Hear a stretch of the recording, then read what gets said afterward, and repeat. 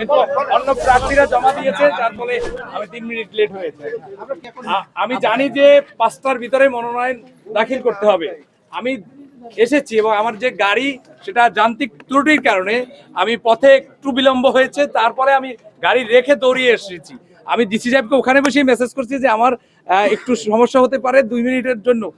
এখানে যখন আসছি তখন আমি 5টা 3 আমি ওনাকে মেসেজ করেছি, আপনার এখানে মেসেজ আছে আমার মোবাইলে, এবং আমি এসে ফোন করেছি, উনি বলেছে যে এখন সুযোগ হচ্ছে না।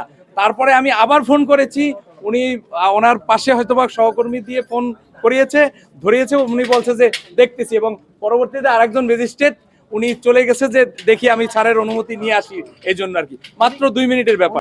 128 আসন নং পিরোজপুর 2 গণ অধিকার পরিষদ ট্রাক প্রতীক।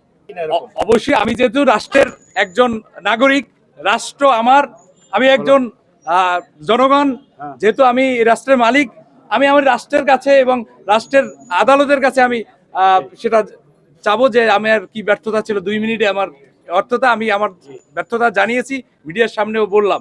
কিন্তু আমি তো আমার অনুমতি আনতে যে যিনি গিয়েছেন উনি আসলে হয়তোবা আমি আশাবাদী যে ডিসি সাহেব এটা দেখে আমার